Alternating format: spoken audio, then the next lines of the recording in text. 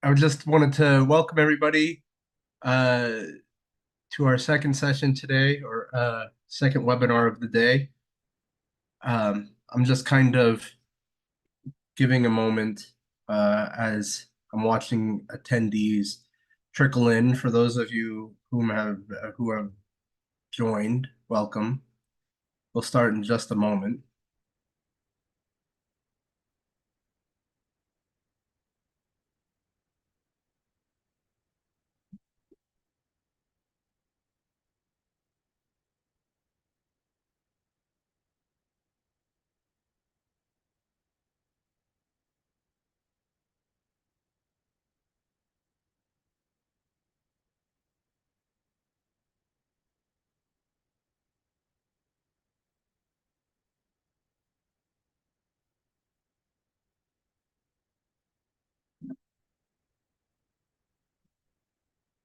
All right. Well, I don't want to leave it for too long, but people are coming in. And they will be able to continue to come in, obviously. Want to welcome everybody to our session today on how can we maximize informed consent to link survey and digital trace data. This is a continuing part of our larger set of work that we're doing, looking at how and all the various aspects of how, why, and how we can create data, linking survey and social media data in particular, but digital trace data more broadly. Uh, and today we will have, at this session, we'll have two presentations talking about how we can potentially look at maximizing the informed consent in order to conduct this research uh, and the steps that go into that. Um, so we have two presenters today. Uh, we'll begin with Curtis, and then second will be Shijun. I think that the way that we will do it is Curtis will present first. We'll see kind of what kind of questions, how many questions, and the timing on things, and then we can either do some questions then, or we can come back towards it at the end. We'll see how the timing and the questions come in, but we'll go from there. The other thing I want to mention before we start, and I'll mention it again while we end, is we have another presentation or another webinar at 2:30 today about creating the data in a private and anonymized way so we can archive it and share it onward. And that will be done again at 2:30. The link should be in the chat. And if not, I'll get the link and be able to share it at the end as well. But given that, let me start by introducing Curtis, who will be our first presenter of the day on maximizing consent, informed consent in particular. So Curtis Jessup. Curtis is the director of attitudinal surveys and the NatCen panel at the National Center for Social Research, where he oversees the development and delivery of the British Social Attitude Study and the NatCen panel, the UK's first open mixed mode random probability research panel. Curtis is an expert in survey research and has conducted research in a wide range of substantive and methodological areas. Prior to this role, he has worked on large mixed mode longitudinal projects such as Understanding Society and Next Steps. He has also conducted research into combining survey and digital trace data and was the lead for the New Social Media, New Social Science Collaborative Network. And obviously, he's here to talk to us today about his research that he's led on this project in terms of how we can maximize consent to linkage. Curtis, can I hand it over to you? Yeah, you can. Thank you very much, Tarek, for that introduction and for your session this morning. It was really, really interesting and a great start to talking about the topic. I believe my screen is sharing properly, so I'll get started. Hello, everyone. I'm Curtis Jessup, Director of Attitudinal Surveys and maximise panel here at the National Centre for Social Research. And today I'll be talking a little bit about some findings from some work we've done, asking participants to consent to us linking their survey data and their Twitter data.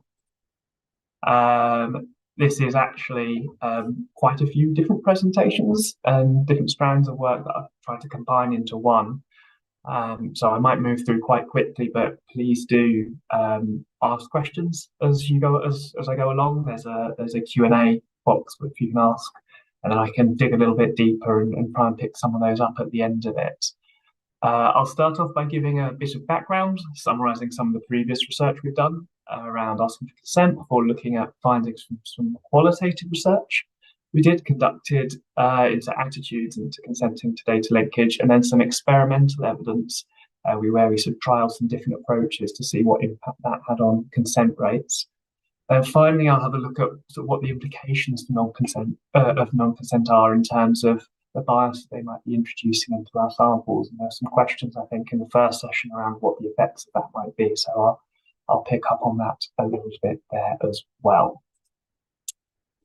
So to get us started, and this was touched on earlier today, but for those of you who weren't with us, what are we trying to do and why? As with other forms of data linkage, survey data can benefit from additional data covering areas not included in the original questionnaire, perhaps because of their complexity or due to space limitations. At the same time, social media data can benefit from the structure and direction that survey data afford. So, for example, we can begin to analyse how social media data use varies between different groups of interest, such as different age groups or different income groups, assuming that information is collected in the original survey. So a key challenge with this is the collection of informed consent, and a core ethical principle in social research is ensuring that participation is voluntary. And unlike just working with social media data alone, because we're surveying participants who we're in direct contact with, we're therefore in a position to try and collect that informed consent to process their social media data and to link it to their survey data. But our work so far in this area has raised sort of a couple of key challenges. We found consent rates to be low in general, especially when we're asking people to consent in web surveys. That potentially introduces bias into the sample and reduces our statistical power to conduct analysis. Or if we're trying to get to a minimum number of people, then that's going to increase the cost of us doing research. So just an example, I think when we first did this in 2017 on Innovation Panel 10 from Understanding Society and also on the NatSen panel, both those studies achieved around a 27% response rate among those online participants. And then I guess the second challenge is that we're also asking people to consent to something that's quite complex, and the implications of consenting and agreeing to have their data shared are quite complex. So we wanted to find out how informed are the choices that people are making. So that's broadly what this project aimed to do, to improve our understanding of public attitudes to linking survey and Twitter data, and with the goal of improving our approach to collecting informed consent in surveys. So to address this, the first piece of work we did was some qualitative research into public attitudes to data linkage. And to do this, we conducted 25 interviews with members of our survey research panel.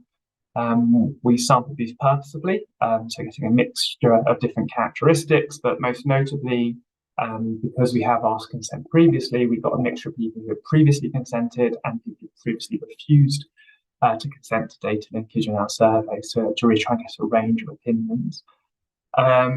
We also used a mixture of qualitative interviewing techniques, firstly drawing on cognitive interviewing methods, which are developed for sort of survey development techniques, so using think aloud techniques to get people to talk about what they were thinking about when they were answering the questions, and also then probing for understanding on specific items. And then we followed that up with a more in-depth interview, allowing people to discuss and, I guess, use discourse on what their attitudes were. The consent question we tested was based on the wording we'd previously used in the NAPSEN panel and Understanding Society Innovation panel. It was reviewed by the team, so trying to make tweaks here and there, but also NAPSEN's Research Ethics Committee to make sure that we were providing sufficient information. And broadly, it aimed to cover key pieces of information we needed to present to participants to ensure informed consent. We wanted to keep the wording broad to allow the data to be used for a range of purposes. We weren't thinking purely about a specific piece of research, but rather aiming to collect consent for ongoing data collection and analysis for a broad range of researchers. And we wanted to keep it accessible, so minimizing the risk that people were either not going to read that information or didn't understand the information that was provided to them. So the first part of the consent question, which I've shown here, was shown upfront to all participants who reported having a Twitter account, and it aimed as simply as possible to cover some key points of why we were collecting the data, what we were planning to do with the data, what information we will be collecting from their accounts, that we will be holding their data securely, and that they will not be identifiable from the information that we end up publishing. And since that is very much a summary of the request and the level of complexity that's going on, alongside that we provided a number of help links where participants can access more detailed information if they wanted to. And I'm not going to show the text here, but the reference at the bottom of this slide, there's much more detail on the content of these help links.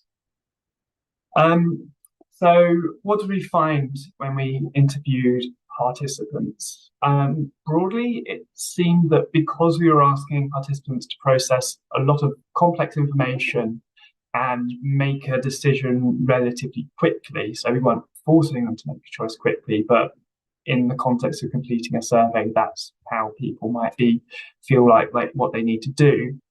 Participants were taking cognitive shortcuts when making their decisions. And these were generally based around 4 themes. So firstly, some people were thinking about what the benefits of taking part were, thinking about whether the information would be used for the betterment of society, or thinking about the information being used to inform government policy and decision making, and so on and so forth, which reflects the kind of communications that NAPSEN generally presents to research participants when we're asking people to take part in studies with us. And we also found that those participants who didn't see that benefit, couldn't see how this data linkage request could address those things, they were less likely to consent. Secondly, participants thought about what the risks of consenting were.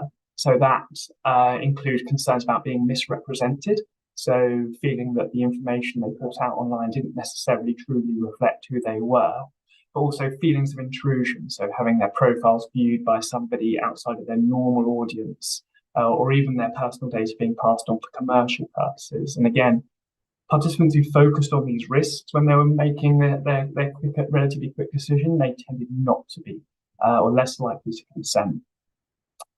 The third thing that played a role was the extent to which they trust the organisation who was making the request to both hold the data securely and minimise the risk to them, but also use it for a purpose they approved of. And we had some participants who were consenting and agreeing for us to access those data simply because they trusted NAPSEN as an organisation to do both of those things, that we wouldn't be asking for the data if it wasn't valuable. And because they had an existing relationship with us, they trusted us to hold their data securely. But they didn't actually engage very much with the specific wording or specific information that we were presenting. And the final element, in particular, if there was an absence of trust, there was a question about how much control do participants have over their information and how much information was provided to them. So focusing on issues like how long the data would be held for, can they control which elements of their social media data will be accessed, and can they withdraw their consent? And that group of people who were focusing on this area engaged most with the information being provided. I guess perhaps as a result of people focusing on specific elements and taking this shortcutting approach, we found that no participants fully understood what they were or were not consenting to do. Most had a basic understanding, but there will always have been something that they hadn't read, something they'd forgotten, or something that they'd misunderstood when we probed a little bit deeper. And I guess from a researcher's perspective, where we're trying to collect informed consent, that's a little bit worrying.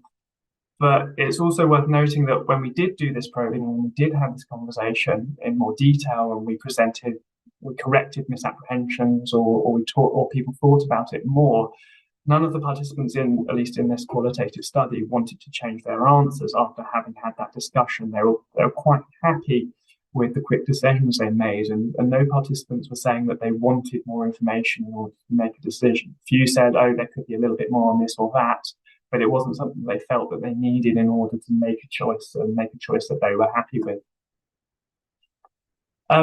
We also found that participants had very different preferences for accessing the information. This again mapped onto the kinds of shortcuts that they were making. So someone making a choice based on trust may not want to see lots and lots of information on a screen, but someone who was particularly focused on the risks or who wanted control over their data would be more likely to say, actually, it'd be good to have more information. I'd like to be able to see a lot of information. But in contrast to that and balancing that, having a lot of information did put people off engaging with this at all. So some people said that they felt overwhelmed by having large amounts of information. But even so, and they didn't engage with it so much. But even there, some of those people said that they liked that they could access the information, even if they then didn't actually do so in practice. So that's within that context. We then did some data collection experiments and updated the questionnaire, and I'll talk a little bit about the findings from that work now. So firstly, I'll sort of summarize the data sources that we're using for this analysis.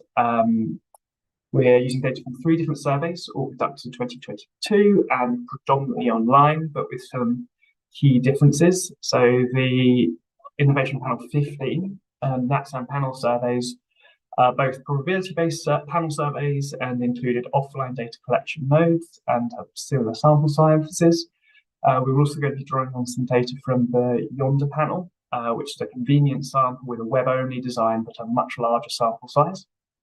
IP15 was very much a general purpose survey reflecting understanding society's broad topic areas as a whole, and an interview lasting around 40 minutes, where both the NatSam panel and Yonder's panel surveys had a specific topic of attitudes to minority ethnic groups and lasted around 15 minutes. I'll be referring to each of these for different purposes. I'll firstly be looking at the IP15 data to talk about the physician health screens. I'll also be looking at the Yonder data to look at the effect of offering an incentive to participants for consenting to data linkage. And then I'll be looking at all 3 in the final section of the presentation, where I'm talking about the impact of non-consent on bias in the sample. So I'll also quickly talk through the updated consent question we used. As well as general wording tweaks, trying to shorten and simplify the language, made sort of 2 key changes.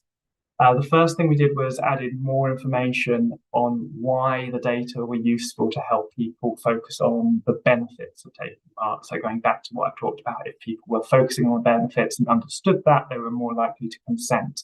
And actually quite a few people said they didn't really understand why we wanted to access these data. And the second thing we did was we emphasized some security measures, in particular referencing GDPR, which was something that was commonly recognized, and people had at least a basic understanding of the implications of that for their data being held securely. We also came up with 3 new help links to address particular questions that came up in our testing, although in practice, this was mostly around us moving information into new help links that already existed rather than adding new information. Again, making that information accessible to participants if they wanted to see it. So the problem with all of those changes is that they actually made the question appear longer. And as I said before, a piece of the feedback we received from some participants was that this was off-putting and may have discouraged them from engaging with the information or any of the information. And that led to our final change, which we tested experimentally. So group one were presented the questions normally, that is, with the full introduction and help links presented together on a single page before being asked for consent. But group two were not presented the help links along with the question. Instead, they were just presented with an option to say, if you would like more information, please click on this link and you'll be taken through to a page with more help links. And the idea was that by presenting a less daunting amount of information on one screen, participants would be more likely to engage with the information that was there, and therefore a greater proportion of the population would be making informed consent decisions. So this is the results of that experiment in terms of consent rates. We didn't find any statistically significant differences between the two. Unfortunately, we don't really know, though, how this affected whether or not people read or even took in the information. Something what we'd probably like to look at as our next step is trying to pick out some paradata on the extent to which people were clicking through on help links or not, compared to whether people were clicking through to see that additional information. We do know that only around 4% of people who were asked whether they consented or not, or if they wanted to see more information, only 4% of those cases actually did do that. So a relatively small proportion of our sample here actually did feel that they wanted more information in order to be able to make a decision. This next experiment used some from the Yonder panel to test if and how an incentive might affect people's response rate, consent rates, with the additional text here highlighted here, presented to those receiving the treatment and hidden for those people not. It's worth noting that this wasn't actually something that came up in our qualitative research, but it's been effective at improving consent rates in other contexts. And here we did find a really sizable impact. So participants who were offered the £2 incentive were 1.5 times more likely to consent to their Twitter data being collected and linked to their survey answers than those people who were not offered that additional incentive. And it's important to note, and I think someone sort of talked a little bit about costs previously, as well as increasing consent rates and therefore potentially reducing bias.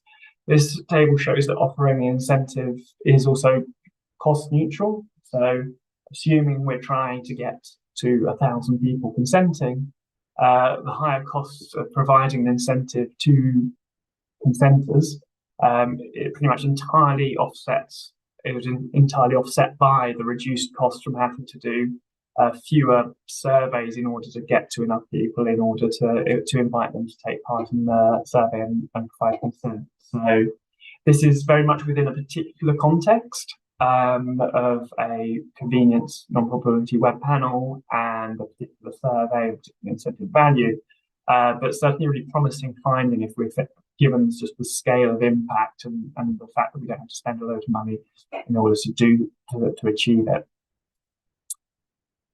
We'll come back to those findings a little bit later on when I'm summarising and concluding, but I'll now move on to some analysis looking at how the characteristics of people who consent differ to those who don't, and in particular I'll focus on data from the NatSen and Yonder panels. So this builds on some initial work that we did do based on the data collected in 2017, which is summarised in the first two columns of the table, where we found some but not consistent variation in consent rates based on demographic characteristics. And with a much larger sample, in particular from the Yonder panel, we hope to validate those findings and also explore some new areas. So just to talk these through, firstly, we find that older Twitter users were significantly less likely to consent than younger, supporting findings previously found on the NatSen panel. Although this wasn't statistically significant in the more current NatSem panel data. The same pattern was there, and we see it in the Yonder panel as well. We didn't find anything to confirm the previous findings that sex was associated with consent rates, and associations with highest qualifications also seem to be pretty weak. For the first time, we found in the Yonder data that people who were better off were less likely to consent. But again, when we looked into detail on this, actually, we found this was mostly being driven by the finding that people who were finding things more difficult financially were more likely to consent when an incentive was offered. So that seemed to be driving most of those findings. We also looked into some new areas that we hadn't previously. So political party support suggests that people who lean towards supporting the Conservative Party or no political parties were less likely to consent. While it was not significant, data from the NatSem panel also suggested that people with no party affiliation were less likely to consent, which broadly supports wider literature on the idea that people who are less engaged, be that with society or conducting research and therefore potentially politics, are also less likely to participate in research. We also looked at levels of internet use, but here we actually found completely divergent views on our two studies. NatSem panel participants, and remembering that this is a probability panel and has an offline mode for people who don't have access to the internet. Those people who use the internet less were more likely to consent, but for the Yonder sample, those who use the internet more were less likely to consent. So some divergent findings there. So in that broader sort of socio-demographic context, we also extend the analysis to look at how consent rates vary by people's self-reported Twitter use. So overall, the data did not suggest that participation or non-participation in any particular activity on Twitter was associated with higher rates of consent. But what we do find is that across the board, people who are participating in activities less frequently are less likely to consent. And that supports some of what came out of our qualitative research, where people who did less on Twitter didn't feel like their information was as valuable for researchers and therefore were less likely to consent. So you can see some of those themes coming through into the quantitative data as well. This also seems to be supported by data on the consent rates by the main purpose of participant use. Consent rates were highest among participants selecting sharing my own content as the main use of Twitter, and lowest among those not selecting any of the reasons. But you can see on this chart there's a broadly more active to more passive set of activities. More active a user, the more likely they were to consent. And again, there's something here around data security and data confidentiality not apparently being a key driver here. If you might think that somebody who was putting a lot of content out might be more concerned about privacy issues because there's more information about them out there, but that doesn't necessarily seem to be the case here. However, it's also worth noting that this is drawn from two data sources, and when we look at this by sample source, although NatSem panel members were substantially less likely to consent to data linkage if they participated in none of the listed reasons, Yonder panel members were not, and if anything, were slightly more likely to consent. And so again, some divergent findings here that we don't really have a clear explanation for beyond something going on between these two different sample sources. But some clear indication nonetheless of something going on, and the overall trend of more to less engaged activities certainly still remains. So after that sort of whistle-stop tour of some research and some findings from some qualitative and quantitative data, where does that leave us at the moment? I start off on the qualitative findings. They raise some interesting challenges, I think, for researchers, and it tells us that simply presenting information and even trying to make it accessible may not be sufficient to ensure what you might call fully informed consent. And so what is the ethical researcher's responsibility here? Are we responsible for attempting to sort of enforce somehow an informed decision? Or rather than that, is it our responsibility to provide the information but respect respondents' agency in how they then decide to consent or not consent in this instance?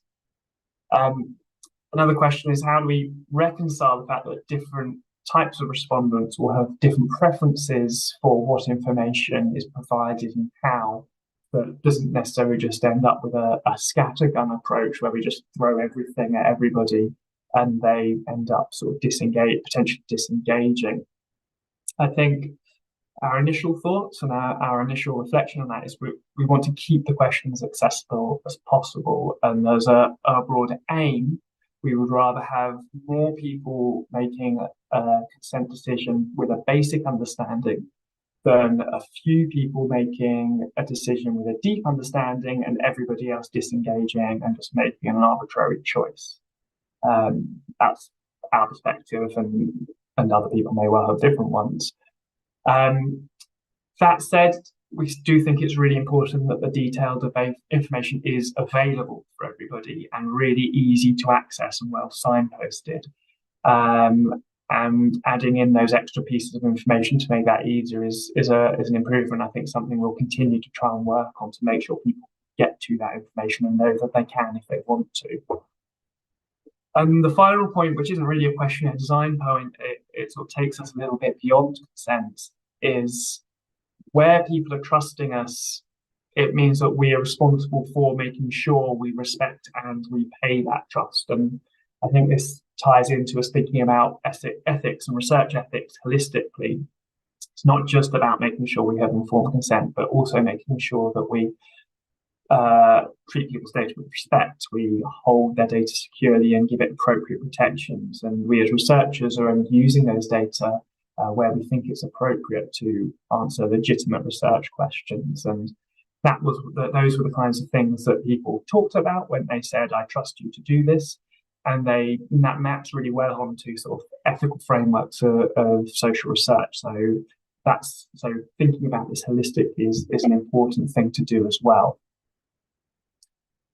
I think the bad news is that the quantitative evidence we have suggests that the various bits of tinkering we've done to the consent wording hasn't really affected the consent rates at all. And while that's disappointing from an analyst's perspective, who wants as many people to improve the statistical power, obviously that key focus was enabling people to make informed decisions, even if we haven't been able to measure that in our quantitative work. But there is some interesting findings. The use of incentives may well be a cost-effective way to improve quality, in particular where the focus of analysis will be on those linked cases, and that's a key driver for the study. But we do need to test how that will work outside of the context of the convenience sample, where the sample composition and the relationship between the survey participants and the people administering the survey may well be very different and a bit more transactional.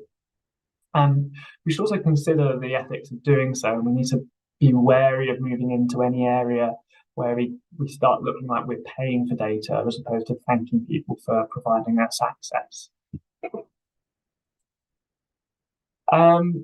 Finally, I think we also do start to see, as we're repeating these studies and working with larger sample sizes, some patterns emerging in differential consent rates. Although most of these differences appear to be relatively small. I think the lower levels of consent among people who use Twitter less may be particularly concerning because of the bias that they may be introducing. And that's something that we want to address, be that through the design of our study and making it clear to participants that even if they're not using Twitter very much, their consent and their participation is really valuable to us, but also potentially through adjustments post-field work, so non-response weights or non-consent weights was something we talked about earlier in the session. Okay, that's it from me. There's some references here, and I look forward to hearing any questions that people might have. Thank you. All right, thank you very much, Curtis, for that. Right now, and people can we can come back to this. Let's answer the one question that says the box, and I actually will tie into that with kind of a follow-up. Could there be an ethical, this is from Anna. So could there be an ethical issue if I give some participants an incentive for their Twitter details, but not for others? Thanks, Anna. That's a really interesting question, and I don't have a definitive answer for you. It's a question as well that goes beyond, I think, Twitter and consent in general. So there is an argument among survey researchers in general whether this idea of offering differential incentives is an appropriate thing to do ethically or not. Um, and I think it's something you should talk through with your ethics committee. So you can speak about concepts of fairness and whether it's fair that some people offer incentives or not. But also there are genuine logistical reasons where that would mean that it actually makes sense for some participants to get a different incentive than other types of incentive, and that might be reflecting that their data, their contribution is more valuable to the study, or it might reflect the fact that we're trying to minimize costs, and actually that money that you don't spend on that incentive might help the study be of a higher quality in another area. And it's again about thinking about the trade-offs and thinking holistically about your study and thinking holistically about the ethical choices you're making. It's a good question, and I can say that there's definitely precedent for using differential incentives in different studies, and have a look at those. But it's something you should definitely think about, and it's great that you're asking the question. Great. Thank you. I actually will follow up with that on that if I can, given some time.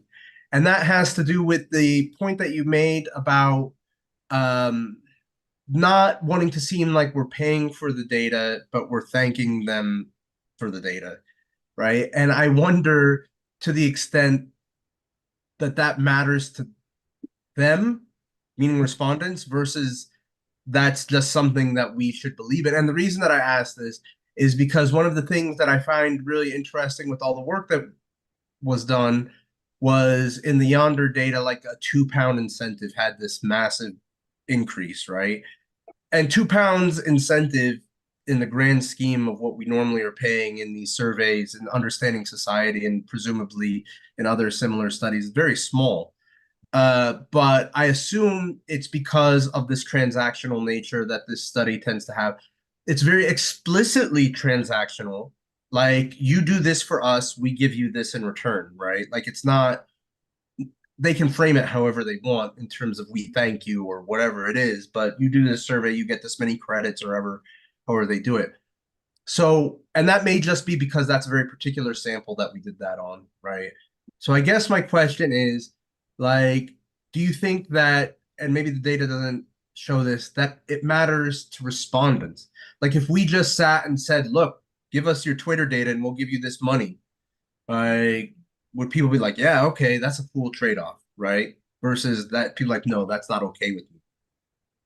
Yeah, it's a really good question, and it touches on quite a few different things. So I guess firstly, the why did I make that statement around not paying for data rather than saying thank you?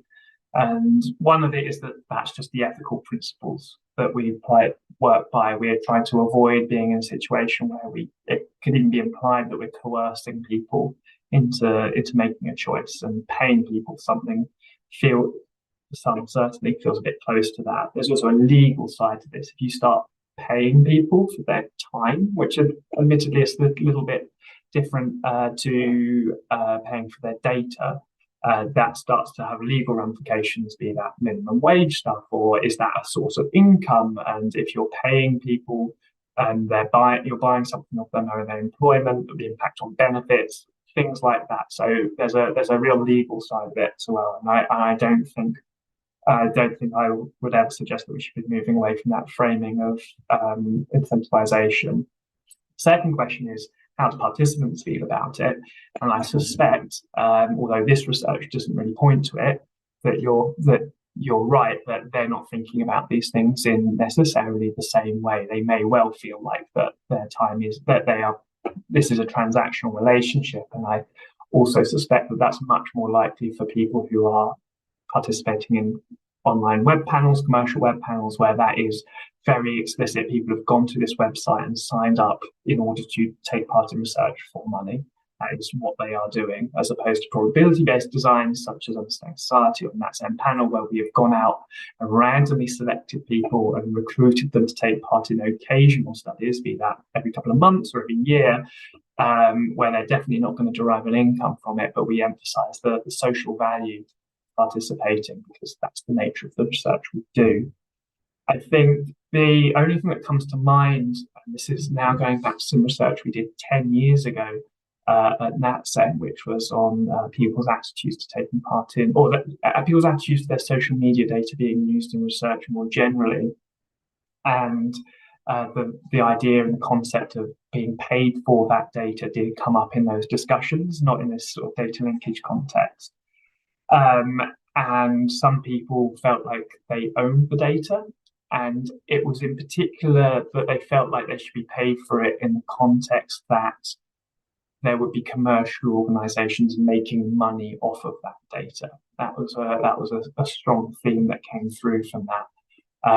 Now, whether that would apply in the social research context, where we're not making money off of this work we're doing, at least not directly through their data, reselling it and targeting advertising and so on and so forth, I don't think that would necessarily apply to the same extent. And as I noted in this presentation, when we were doing our qualitative research and asking people about data linkage, it didn't come up at all that people felt like that they should be paid for access to those data above and beyond what we were already offering them as incentives for participating in the survey and the research. That said, it is something that we do, and we do see it having an effect. And I know certain studies where we have surveys and we start to layer additional types of data collection onto that. We are asking respondents to do more and put more effort in, and therefore we tend to like to, wherever we can afford to, at least acknowledge that time, acknowledge that effort, and say thank you for it.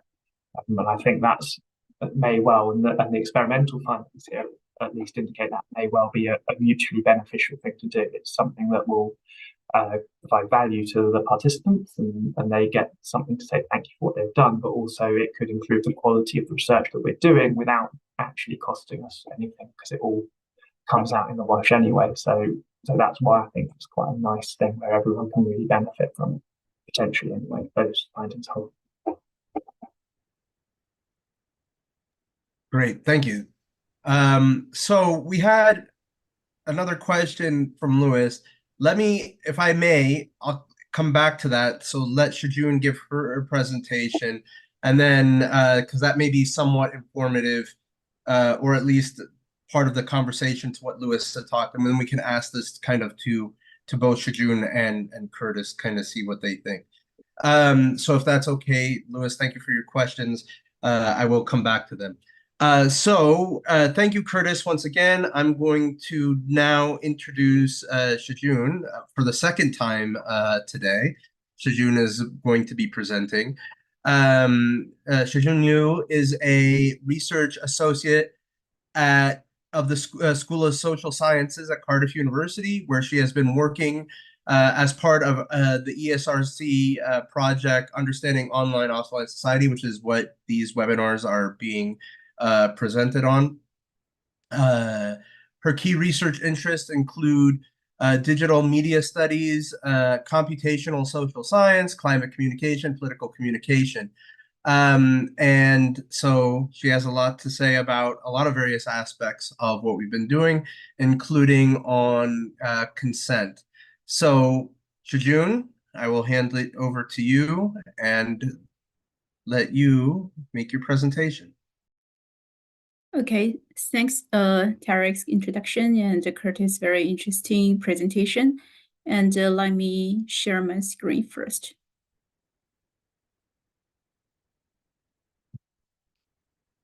Hi, I'm Shujun. I'm a research associate from Cardiff University. Thank you very much for attending this event. And today I'm gonna present on a study named the Linking Survey with Twitter data, examining among smartphone usage, privacy concern, and Twitter linkage consent. Now let's move introduction. Oh, sorry. Okay.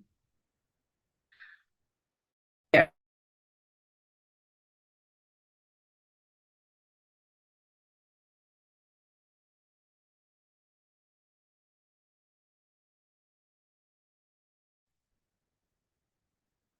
Sorry for the technical issues.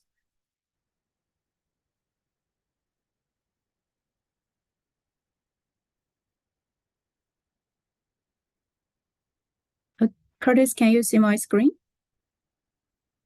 Oh, sorry, Tara, can you see my screen? It's coming. If there, because yeah, there you go. Okay, it's loading. Okay. So let's move to the introduction. There, such as Twitter, provides a wealth of real-time data. However, researchers gather and examine social media data in aggregate form rather than attributing it to specific.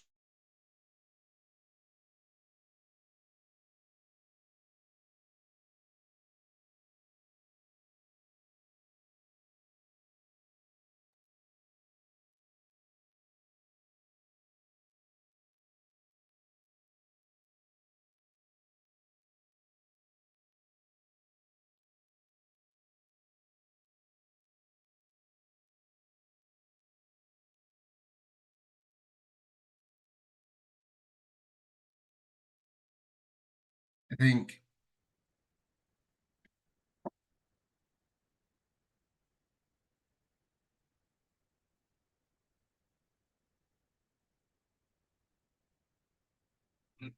Okay, I wasn't sure if it was me that was frozen or if it was Shijun, but it seems like maybe it was Shijun. So, and then, so let's see if Shijun, one thing you can do is, I mean, by all means, try again. If you want to, because I think the issue is when you try and share your screen, because we had the same problem in the first session. Yes. If you email me your slides, in the worst case scenario, I can have the slides from my screen and you can present from there. Does that make sense? And you could just say next Okay. screen, next screen. So email me your slides, but by all means, try again on your side. Okay. Maybe third Sorry time's about the this. lucky. Yes.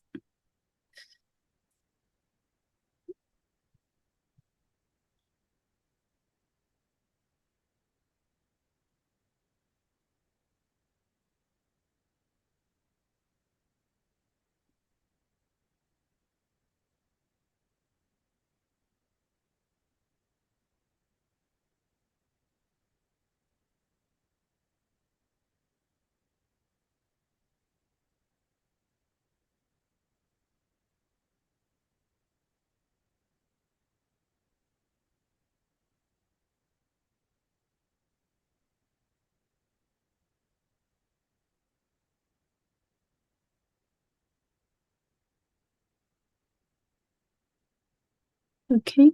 I have sent it. Can you receive that? Okay, I'll get it in a second. Go ahead and try and start it again on yours, and hopefully it works the third time because that would be ideal. But if not, then I will, in the interim, be able to open up what you said.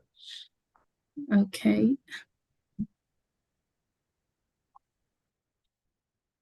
Let me try again.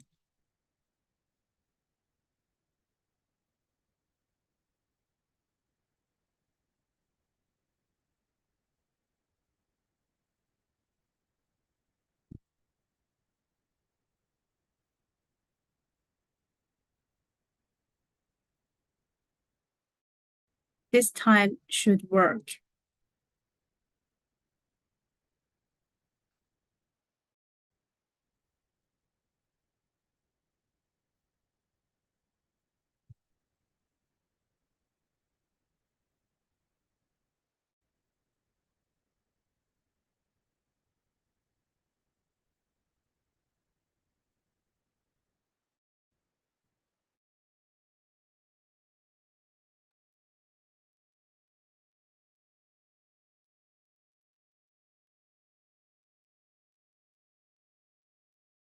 Okay, so it seems like it continues to be an issue. So let me just see on my phone. Sorry. So what we'll do is we'll open it up on my screen, and then you could just kind of say next screen as needed. Okay? Okay. All right. So sorry. Thank you, everyone, by the way, for understanding technical issues. All right. So now you should be able to see your presentation, Shijun, I hope. Yes, I can see my presentation. Okay. Okay. Sorry for the technical issues, and thank you for the patience. And now, okay, so let me see.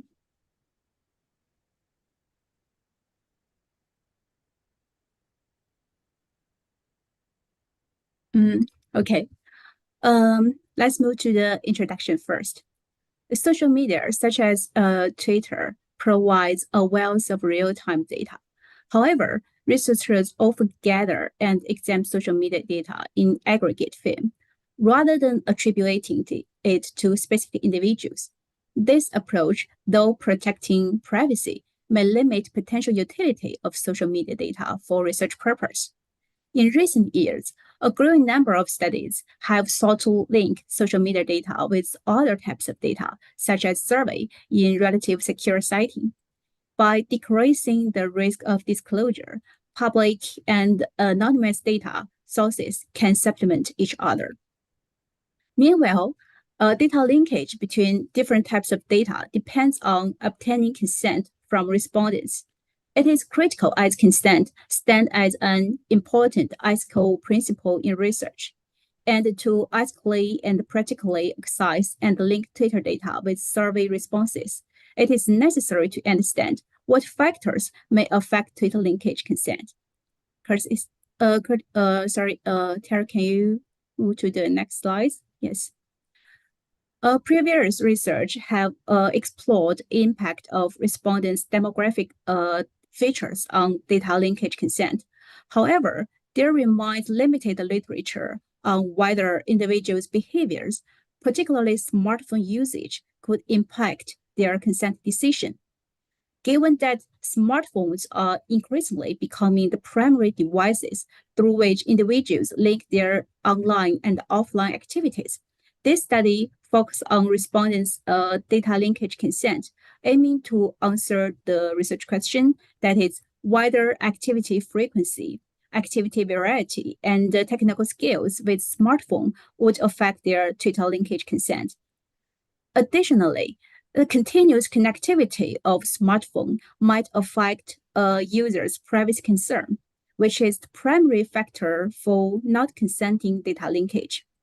Therefore, we propose the research question that is whether privacy and security concern mediated the smartphone usage and the data linkage. According to the research question, we propose the theoretical model. First, we hypothesize that activity frequency, variety, and technical skills with smartphone would be positively associated with Twitter linkage consent, because previous research suggested that individuals' affinity with technology was positively related to their willingness to share Twitter data. Then we propose that activity frequency, variety, and technical skills would be negatively associated with privacy concern, and the privacy concern would be negatively associated with data linkage consent. In other words, privacy concern would mediate the association between smartphone usage and linkage consent. Moreover, previous research on the influence of demographic features on data linkage consent often shows inconsistent outputs. For example, some studies found that males tend to grant data linkage consent, while some studies found that females are more likely to grant consent. This means that some other factors, such as privacy and security concern, may moderate the association between demographic features and the data linkage consent. Therefore, we further propose the moderating role of these factors on the association between privacy concern and the linkage consent. Yes. There's a moderating role on this slide. Now let's move to the methodology section. The data for this study was sourced from the UK Understanding Society Innovation Panel, a nationally representative survey of the UK. This study used a dataset from Wave 10 gathered in 2017.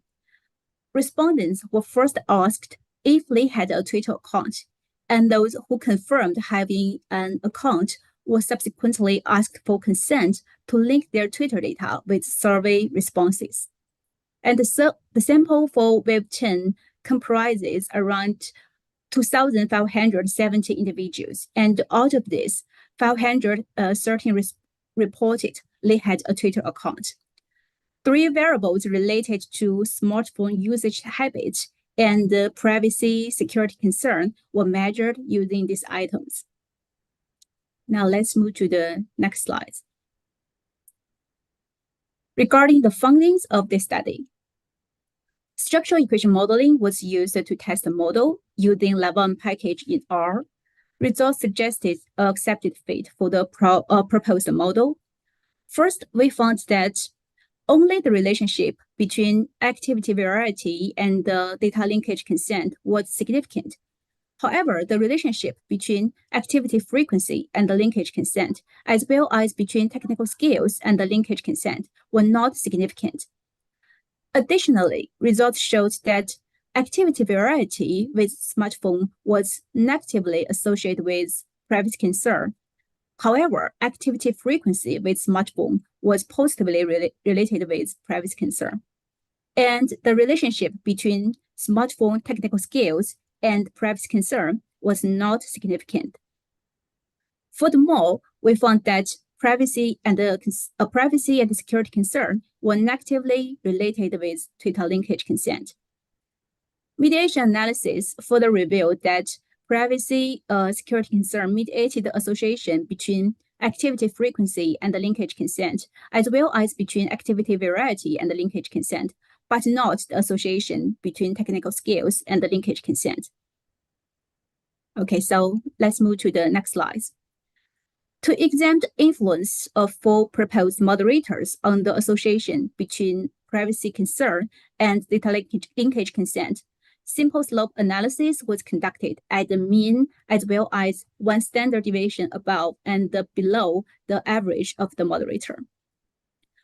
Results suggested that respondents' age moderated the negative association between privacy concern and the Twitter linkage consent, and the negative effect of privacy concern on Twitter linkage consent was higher for younger respondents relative to middle-aged and older respondents.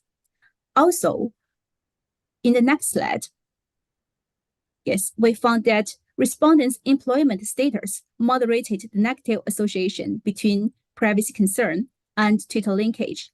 And for employed respondents, the higher privacy concern would lead to lower likelihood to disclose Twitter information, while for unemployed respondents, however, the association between privacy concern and the Twitter linkage consent was not significant. Okay, so let's move to the discussion. First of all, we found that activity variety with smartphone was positively associated with Twitter linkage consent. This means that individuals who use smartphones for a wider array of purposes tend to be more open to new experiences and practices. So they are more likely to grant consent to data linkage. Then we found that activity frequency was positively associated with privacy concern, while activity variety was negatively associated with privacy concern. The reason may be that individuals who use smartphone more frequently are more likely to encounter privacy risks, while individuals who engage in a wider range of smartphone activities may have a more relaxed attitude toward privacy. Then we found that privacy and security concern could act as a mediator between other factors and data linkage consent. And this result shed some light on respondents' decision-making process regarding whether consent to link to Twitter and provide some insights for researchers to address respondents' privacy concern when designing surveys. For example, it might be helpful to explicitly to address respondents' privacy concern due to frequent usage of smartphone in the survey introduction to alleviate respondents' potential anxiety. And at last, we found that for respondents with same levels of privacy concern, younger and employed respondents are more likely to transfer their privacy concern to actual protected behavior, that is declining linkage consent. And this is the end of this presentation. Thank you for listening. And this study has been published in the International Journal of Social Research Methodology, and you can refer to more details in this article. Thank you. Sorry for the inconvenience due to the technology issue. Thank you, Shijun, for that. Very interesting. And yes, glad that the technology issues got sorted. So we now have time, a bit of time for some additional questions. One was Lewis had dropped a couple in the question and answer box, and as I'm going through this, if other people have some, please feel free to drop them in there as well. But Lewis says, thanks for the talk. Two questions, and I'll ask them kind of separately then. Have you done any work, and this is to, I guess, either person, anybody in the discussion, have you done any work on consent for multiple linkages in one survey? So multi-topic surveys will likely want Twitter, Facebook, LinkedIn, etc. Can this be asked in one question? So just, can we have access to all these various things? And then will asking more than one in a given survey affect response rates? So whomever wants to start. I'll start with that. It's a really good question, and there's actually quite a lot of questions in there, I think. Another question we got asked this morning was around consent rates for different types of platform. And while I haven't done any direct comparative analysis in the qualitative research I was talking about earlier, we did, and in our broader discussion, we asked people to consider different types of platform. And what we found was that people were making decisions in a similar kind of way to how they were making decisions about Twitter, but they were more sensitive in general about and more cautious about it. So the more private nature, they focused on Facebook and Instagram as relatively popular platforms. So that came up quite a lot. And they talked about the way they used those being more sensitive, so more private, so less willing, therefore, to share those data with researchers, and so erring towards the control of information decision-making or the risk-based decision-making shortcuts that I alluded to. In terms of how then that interacts with asking for multiple linkages, I mean, it's certainly possible. There's quite a few factors to consider there, though. So one is, and first and foremost, for me at least, would be the practical side of it. So the method through which we ask consent to Twitter to link data is that we ask for their username, and then we use that to identify them through the API and access that information. That's not necessarily an option that's available, certainly not as easily for other types of platform. So we talked earlier about data donation, so participants logging in to their account and making requests from the platform to access their data, which they then share with the researchers. We also talked about LinkedIn and the potential for scraping that, terminology you want to use. And actually, that how you ask for that would mean that you might need to ask it in different ways for different platforms. And that could get quite complex. You might actually change the way that you ask for consent, depending on, or ask to access the information, depending on whether you're making single or multiple requests. In terms of how that affects consent rates, I think that's really difficult to know. You might consider that asking, if you ask first about something that people would be really sensitive about, so say Facebook is now more sensitive, and so they say no, and they might then be more likely to say no to the subsequent requests, for example. But I don't have any evidence for that, certainly within this context. And there will be experiments. I know other studies have done research where they've looked at consent to link administrative data records to survey data, where they'll ask for Ministry of Justice, NHS, education records.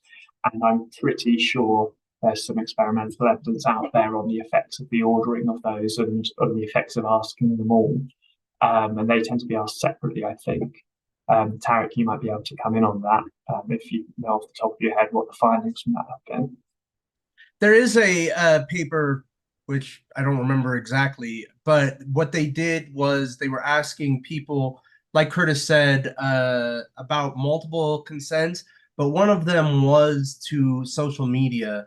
And I believe that it was Facebook in particular, some German researchers who are also very interested in social media linkage. And they found that ordering mattered, later in the list got lower consent rates, but I don't know if there was necessarily an interaction. And I don't think you could test it if you didn't have multiple types of social media to see if Facebook first impacted it. And I can't remember all the findings, but I do know that that was done. And so ordering matters. So if you were asked earlier in the consent list, you tended to be more likely to consent on that.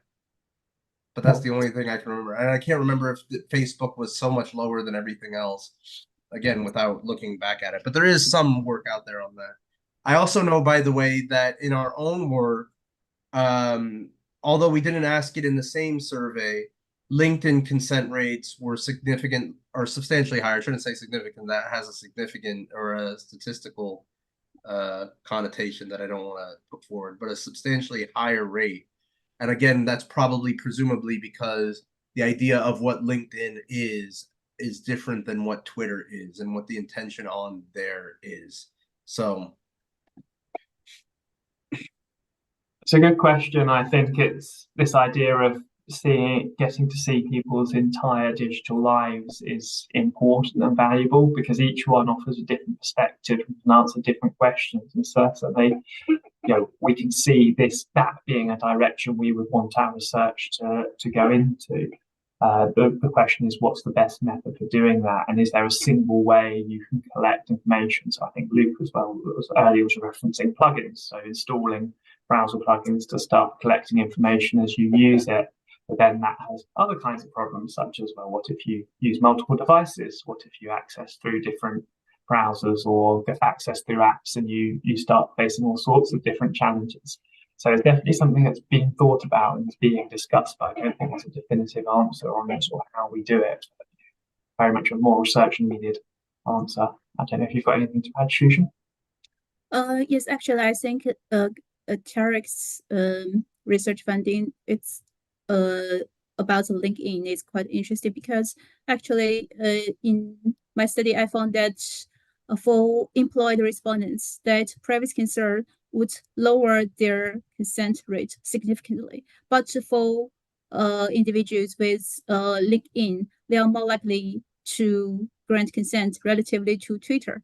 So I think it's very interesting contrast. And also, because I cannot see the question because I have to log in again and the question disappear. But I remember the second question is about Elon Musk's change of Twitter might influence consent rate, right? yeah.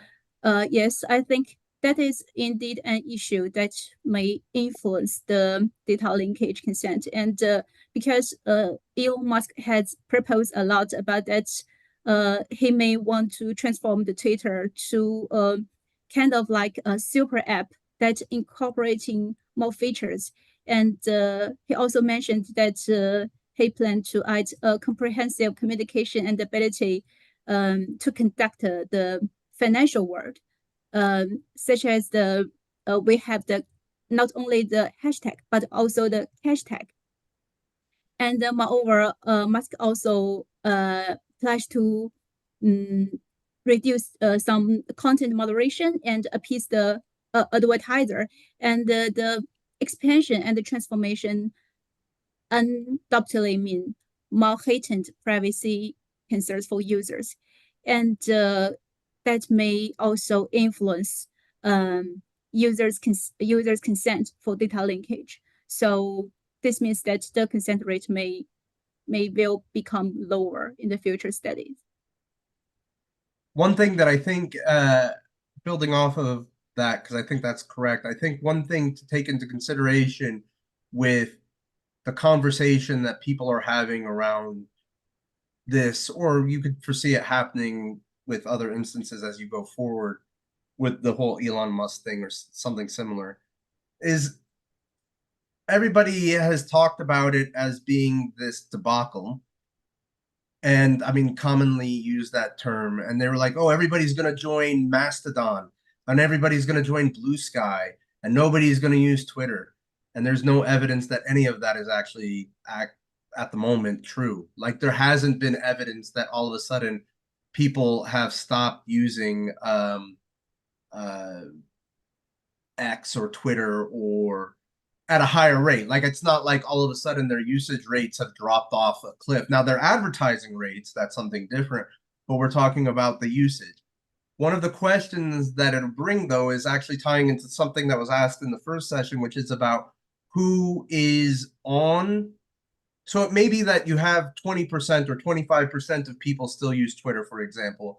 But the question is who's actively using it, who is participating. Maybe like all of a sudden people are like, oh, now it's free reign to say whatever I want, so now I'll get back on Twitter, right? Or the kind of people who are more willing to share, less likely to share. All of those things may be now affected by that. But I don't I think so. Those are other considerations beyond just the likelihood of who's going to consent or the consent rate, as much as who's using Twitter.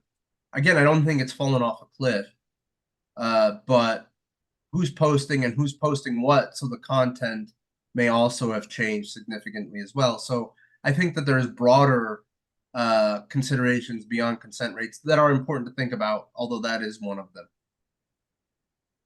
I think sorry, I just got dropped out there, but I got the last bit of what you said, and I think that was my initial reaction as well. I think the other thing to consider is how this is going to affect the type of user that we are trying to access in our samples. So when you think about Twitter, and a lot of the broader sort of market research industry, for example, think about accessing Twitter data, they think about brand content and power users and things like that. And actually, that's not what we're trying to do. We're very much looking at the general population and the everyday user, and how the changes to Twitter as a platform and as an environment will affect that group of people. May well be different to how it affects the sort of high-end users and the large-scale users, and therefore have a greater or less effect, I don't know, on what they do and who does it.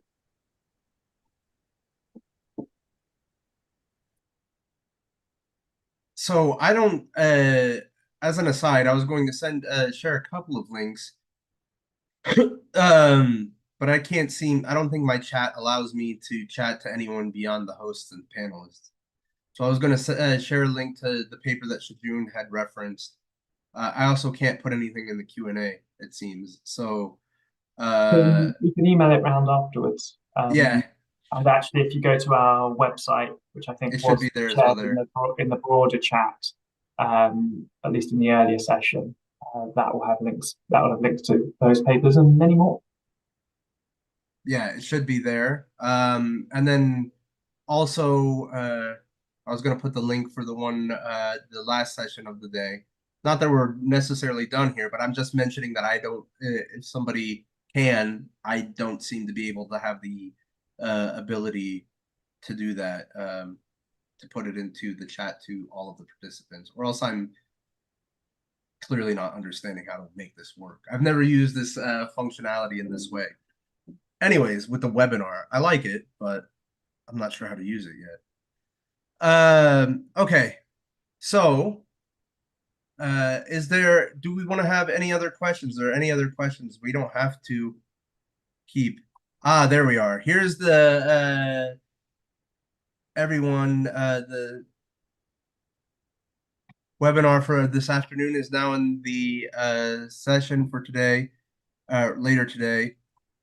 Here, I will send this to everyone in the panelist. If this can be shared with the link that I just put there, that DOI, if that could be shared to the everyone chat as well, that would be appreciated. That's the paper that Shijun is discussing. Anyways, I would like to, if that's coming through, I want to thank everybody today again for coming to our second of 3 webinars for today. We have one more in the afternoon. The link has been shared for that. I have that exact title for that here.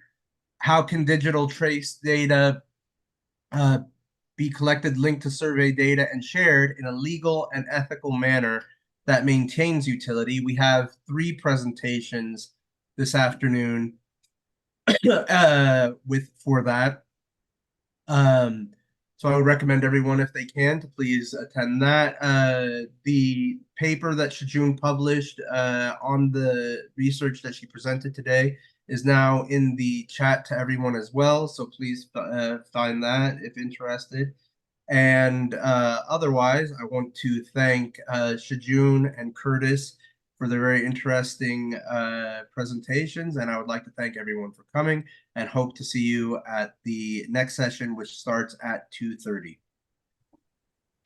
Thank you all. Thank you.